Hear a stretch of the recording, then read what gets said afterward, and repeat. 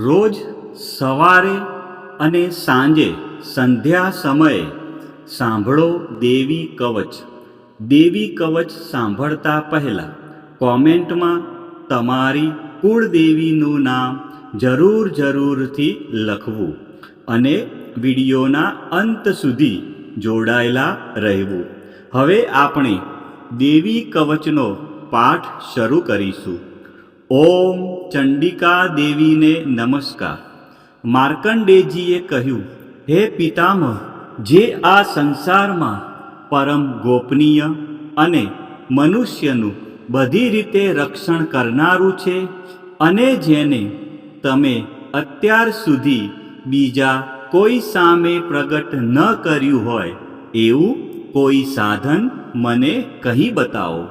બ્રહ્માજી બોલ્યા, હે બ્રાહ્મણ, એવું સાધન તો એકમાત્ર દેવીનું કવચ જ છે, જે ગોપનીય કરતાં પણ પરમ ગોપનીય, પવિત્ર તથા બધા પ્રાણીઓ ઉપર ઉપકાર કરનારું છે.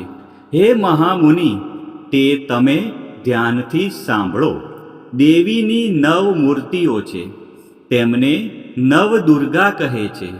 તેમના અલગ અલગ નામો બતાવવામાં આવે છે.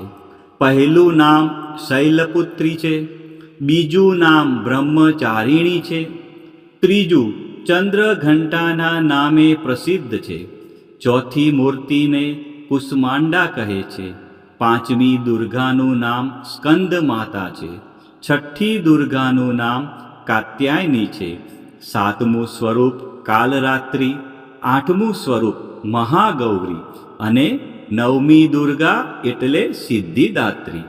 આ બધા નામ વેદ ભગવાન દ્વારા કહેવાયા છે.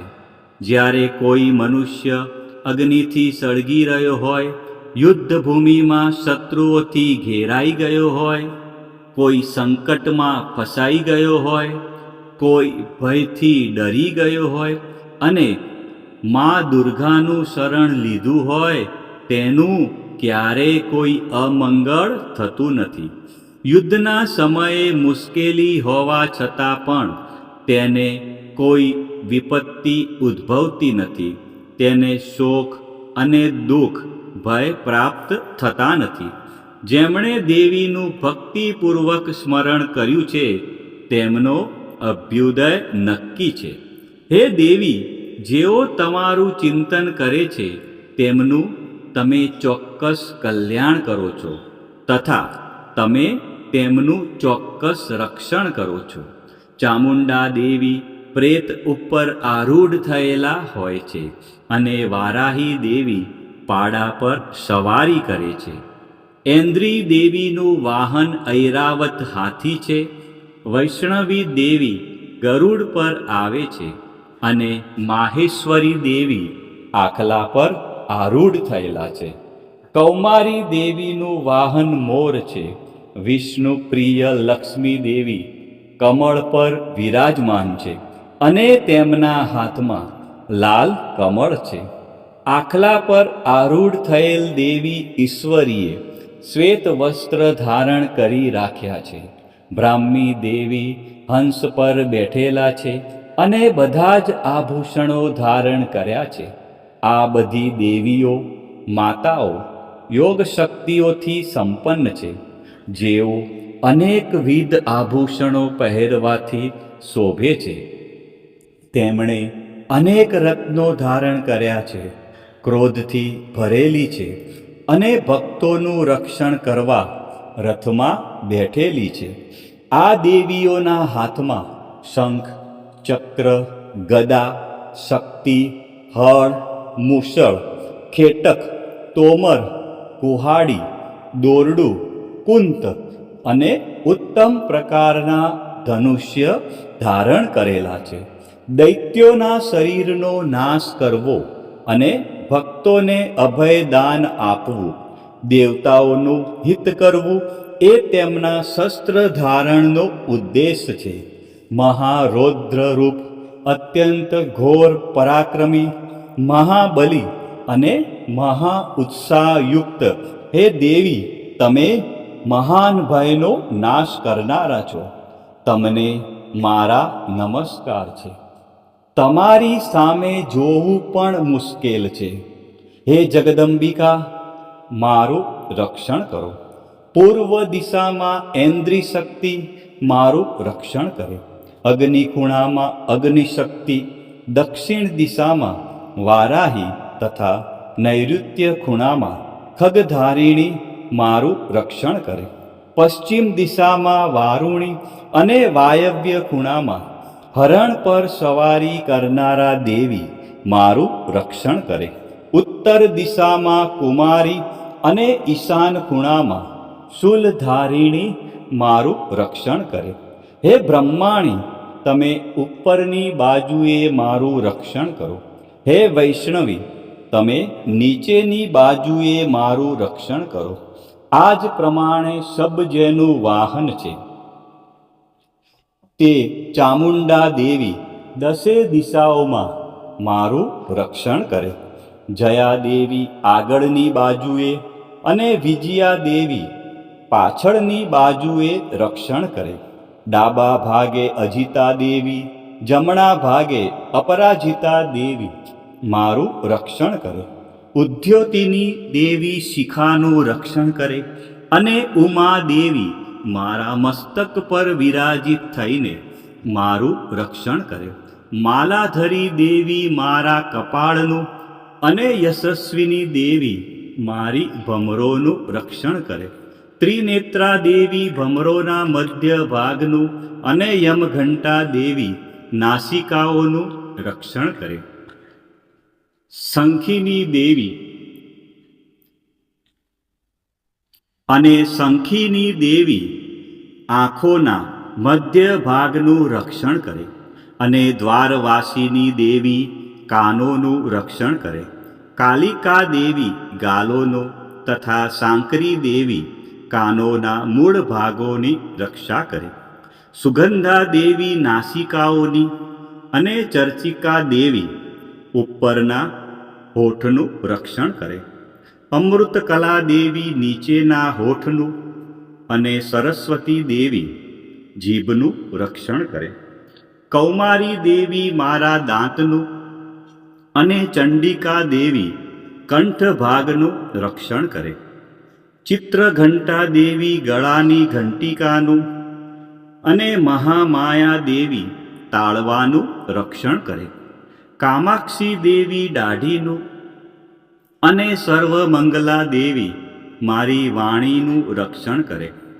નીલગ્રીવા દેવી કંઠના બહારના ભાગનું અને અન્ન નલિકાનું કૌબેરી દેવી રક્ષણ કરે. ખગીની દેવી બંને ખભાઓનું અને વ્રજધારિણી દેવી મારા બંને બાહુઓનું રક્ષણ કરે. દંડીની દેવી બંને હાથોનું અને અંબિકા દેવી આંગળીઓનું રક્ષણ કરે. સુલેશ્વરી દેવી નખોનું રક્ષણ કરે અને કુલેશ્વરી દેવી પુખ પેટનું રક્ષણ કરો. મહાદેવી બંને સ્તનોનું અને શોક વિનાશીની મનનું રક્ષણ કરે. લલિતા દેવી હૃદયનું અને શૂલધારિણી દેવી ઉદરનું રક્ષણ કરે. કામિની દેવી નાભીનું અને ગુહેશ્વરી દેવી ગુહ ભાગનું રક્ષણ કરે. પૂતના દેવી અને કામિકા લિંગનું અને પાડાને વાહન બનાવનાર દેવી ગુદાનું રક્ષણ કરે.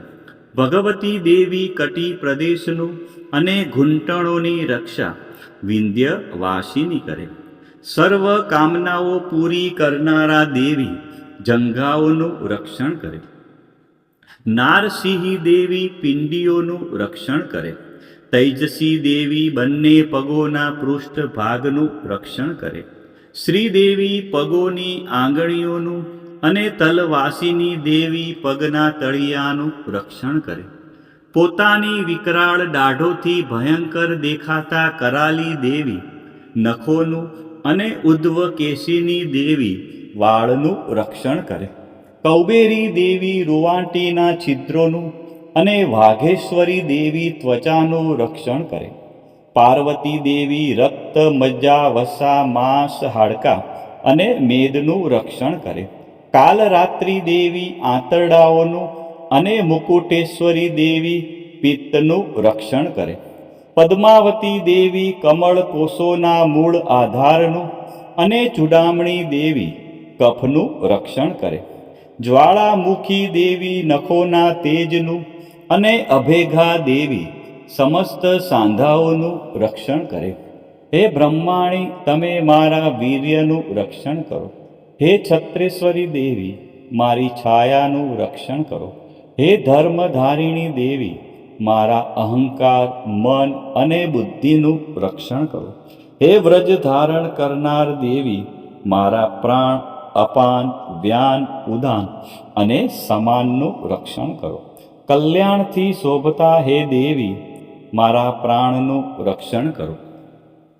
યોગીની દેવી રસ, રૂપ, ગંધ, શબ્દ અને સ્પર્શનું અને હે નારાયણી દેવી, તમે મારા સત્વ, રજ અને તમો ગુણનું રક્ષણ કરો.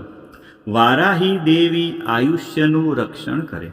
વૈષ્ણવી દેવી ધર્મનું રક્ષણ કરે તથા ચક્ર ધારણ કરનારા દેવી યશ અને કીર્તિ, લક્ષ્મી અને ધનનું તેમજ વિદ્યાનું રક્ષણ કરે. હે ઇન્દ્રાણી, તમે ગોત્રનું રક્ષણ કરો. હે ભૈરવી દેવી, તમે પત્નીનું રક્ષણ કરો. હે ચંડિકા દેવી, તમે પશુઓનું રક્ષણ કરો. હે મહાલક્ષ્મી દેવી, પુત્રોનું, સંતાનોનું રક્ષણ કરો. હે સુપથા દેવી, મારા પથનું અને હે ક્ષેમકરી દેવી, મારા માર્ગનું રક્ષણ કરો.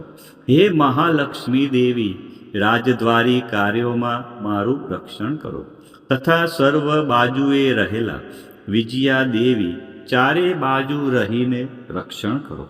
હે દેવી, જે સ્થાન દેવી કવચમાં કહેવાયું નથી અને તેથી રક્ષણ વિનાનું છે, તે બધા સ્થાનો તમારા વડે સુરક્ષિત થાય. કારણ કે તમે વિજયશાલિની અને પાપનાશીની છો. મનુષ્ય પોતાના શરીરનું ભલું ઈચ્છતો હોય તો તેણે દેવી કવચનો પાઠ કર્યા વિના એક ડગલું પણ ભરવું નહીં. દેવી કવચનો પાઠ કરીને જ યાત્રા કરવી. દેવી કવચના પાઠથી બધી બાજુથી સુરક્ષિત થયેલો મનુષ્ય જ્યાં જ્યાં જાય છે ત્યાં ત્યાં તેને ધન લાભ થાય છે તથા સઘળી કામનાઓ પર વિજય પ્રાપ્ત થાય છે. તે જે અભિષ્ટ વસ્તુનું ચિંતન કરે છે તેને તે અચૂકપણે પ્રાપ્ત કરી લે છે. તે મનુષ્ય આ પૃથ્વી ઉપર અતુલ ઐશ્વર્ય પામે છે. દેવી કવચથી રક્ષાયેલો મનુષ્ય નિર્ભય થઈ જાય છે. યુદ્ધમાં તેમનો પરાજય થતો નથી તથા તે ત્રણેય લોકમાં પૂજનીય બને છે. આ દેવી કવચ દેવતાઓને પણ દુર્લભ છે. જે આ દેવી કવચનો દરરોજ 3 સંધ્યાએ શ્રદ્ધાપૂર્વક પાઠ કરે છે તેની દૈવી કલા પ્રાપ્ત થાય છે તથા તે ત્રણેય લોકમાં પરાજિત થતો નથી. એટલું જ નહીં, તે અપમૃત્યુથી રહિત થઈને 100 કરતાં પણ વધુ વર્ષ જીવે છે. દેવી કવચ ધારણ કરનારા મનુષ્યની રાજા તરફથી સન્માન અને વૃદ્ધિ થાય છે. આ દેવી કવચ મનુષ્યના તેજની વૃદ્ધિ કરનારું અને ઉત્તમ છે. આ દેવી કવચનો પાઠ કરનારો મનુષ્ય પોતાની કીર્તિથી શોભા પામીને પૃથ્વી ઉપર પોતાના સુયશ સાથે સાથે વૃદ્ધિ પામે છે. જે પહેલા દેવી કવચ કરીને સપ્તસતી ચંડી પાઠ કરે છે તેની જ્યાં સુધી વન પર્વત હોય ત્યાં સુધી તે આનંદથી યુક્ત આ પૃથ્વી ઉપર રહે છે. તેના પુત્રો, પૌત્રો, સંતાન પરંપરા બનેલી રહે છે. પછી દેહાંત થતાં તે મનુષ્ય મહામાયાની કૃપાથી નિત્ય પરમપદને પામે છે. જે દેવતાઓને પણ દુર્લભ છે. તે સુંદર દિવ્ય રૂપ ધારણ કરે છે અને કલ્યાણ શિવની સાથે આનંદનો ભાગી બને છે. ભક્તજનો, ચૈત્ર માસની નવરાત્રિમાં મા ભગવતીની આરાધનામાં દેવી કવચનું વિશેષ મહત્વ છે. દેવી કવચ એટલે રક્ષણ કરનારું કવચ. આ પાઠ દ્વારા મા દુર્ગાના વિવિધ સ્વરૂપો આપણા શરીરના દરેક અંગ અને જીવનના દરેક ડગલાનું રક્ષણ કરે છે. ઋષિ માર્કંડેયજી દ્વારા વર્ણવેલ આ દેવી કવચનો જો ચૈત્ર માસની નવરાત્રિમાં નિત્ય પાઠ કરવામાં આવે તો મનુષ્ય નિર્ભય બને છે અને તેના જીવનમાં સુખ શાંતિનો ઉદય થાય છે. આજના આ વિડીયોમાં આપણે સંપૂર્ણ દેવી કવચનો પાઠ સાંભળ્યો. વિડીયોના અંત સુધી જોડાયેલા રહ્યા અને મા અંબાના આ પરમ કલ્યાણકારી સ્ત્રોતનો લાભ લીધો. બોલો શ્રી અંબે માત કી જય. બોલો શ્રી ચામુંડા માત કી જય. ખોડિયાર માત કી જય. ઉમિયા માત કી જય. મહાકાળી માત કી જય. બહુચર માત કી જય. વારાહી માત કી જય. આ પ્રમાણે રોજ સવારે, બપોરે અને સાંજે સંધ્યા ટાઈમે દેવી કવચનો પાઠ અવશ્ય કરવો અથવા સાંભળવો.